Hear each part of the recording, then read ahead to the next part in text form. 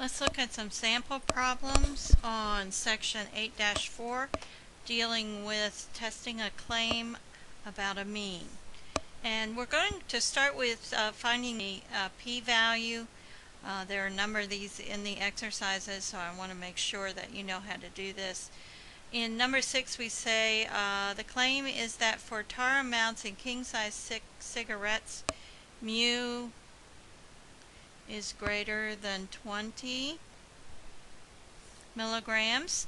Sample size n is equal to 25, and our test statistic is 1.733. And we're told to either find the p-value or use the table. I'm going to show you how to do it with the calculator so you won't need to use the table. So let's take a look at what we'll be using.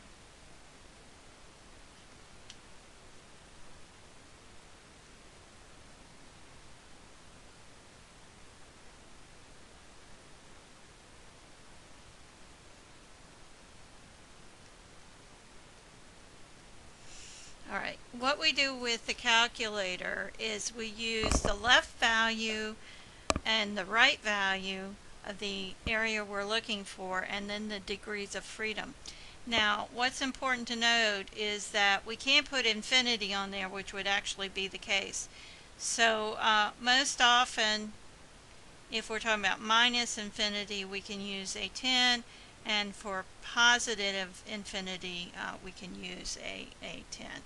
So it's either negative 10 for negative infinity or positive 10 for positive infinity.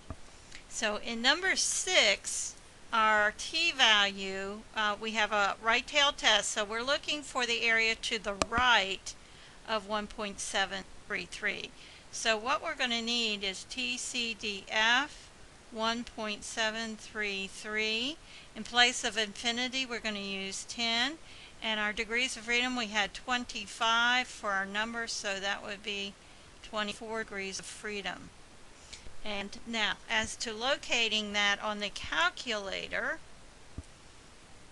let me go to the calculator.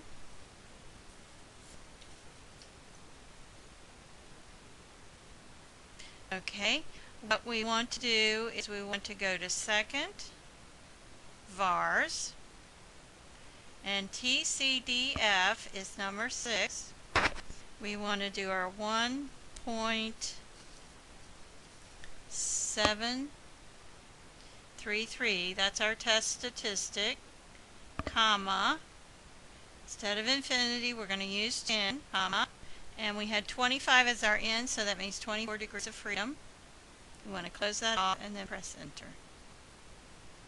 So we're getting 0.04796. We'd have to add 1 and get 0.0480.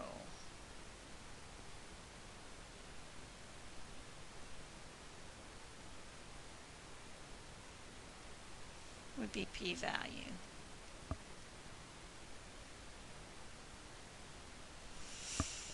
Okay, let's try one more of those. Let's do number 8. Claim is that for pulse rates of women, mu is equal to 73. Sample size n is equal to 40. So that means our degrees of freedom would be 39.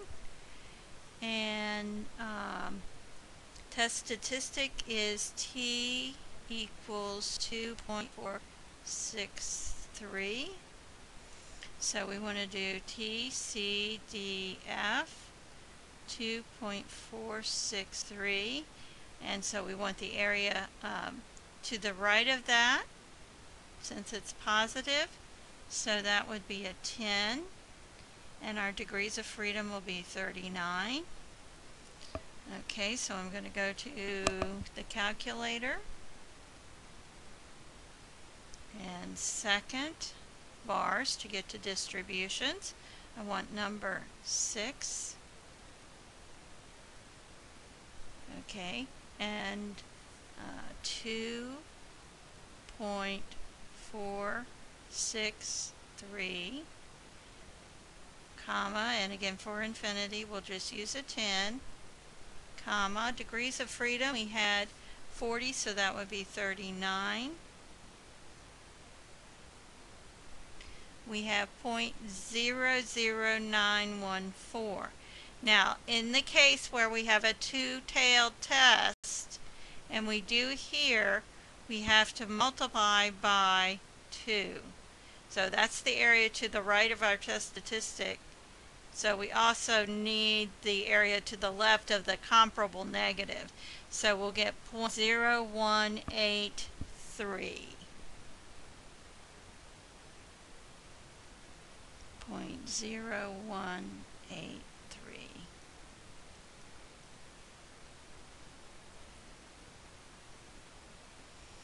Okay, so because of this is our claim. What we know is our alternative is mu is not equal to 73. So it's a two-tailed test. That's why we have to multiply that answer by 2, because it is a two-tailed test. Okay, let's move ahead to number 9. I want to do number 9 because of the fact that it has a TI printout. Assume that the simple random sample has been selected in the test and test the given claim unless specified by your instructor. Use either the p-value method or the critical value method for testing the hypotheses. Identify the null and alternative hypothesis, the test statistic, the p-value, the critical values, and state the final conclusion that addresses the original claim. Right, so we're going to do it by the critical value method and then also look at the p-value. All right, include the sample of the numbers of chocolate chips in 40 Chips Ahoy reduced fat cookies. The sample mean is going to make us hungry talking about chocolate chip cookies. 90.6 chocolate chips and a standard deviation of 3.8 chocolate chips. Use a 0.05 significance level to test the claim that Chips Ahoy reduced fat cookies have less fat because they have a mean of chocolate chips that is less than the mean of 24 for regular. So mean is less than 24. Mean is equal to 24. And this one is the claim.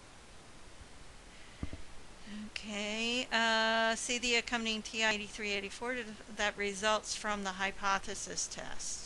So there's part of this we don't have to do. Okay, so we have the null and the test statistic is actually given here, so we don't have to calculate that. Negative 7.323. All right. Next we have. All right. Okay, the critical value method, we have less than, so it's a left-tailed test, means alpha's here, and we want to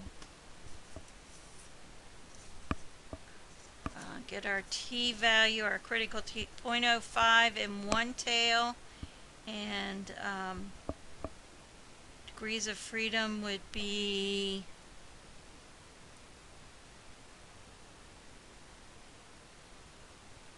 40. Okay, n is 40.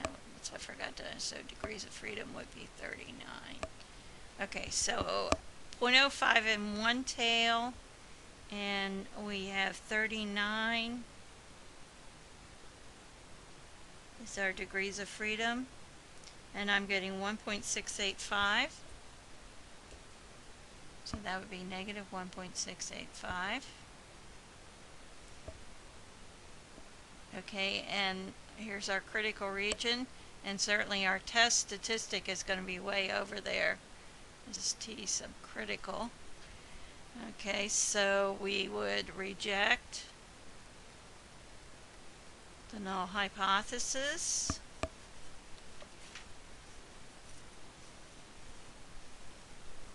All right. Alright, and that page 391. Finally have it memorized. Alright, the original claim does not include equality, and we're rejecting the null hypothesis, so we say there's sufficient evidence to support the claim.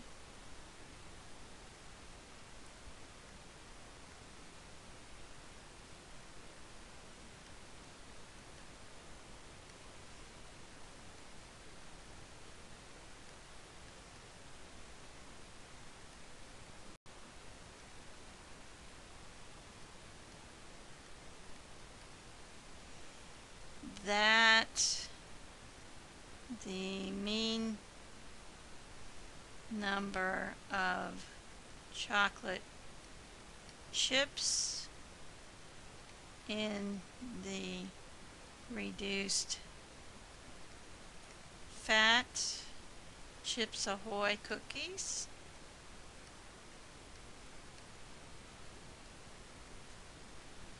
is less than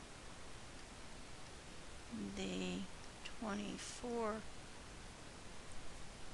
the mean of 24 found in the regular Chips Ahoy cookies. Now, let's go ahead and look at the p-value if we were doing it with the p-value method. The p-value is actually shown there on the TI-8384 Plus printout. It's the p. P is 3.873 times 10 to the negative 9. So it's going to be 0.123456789.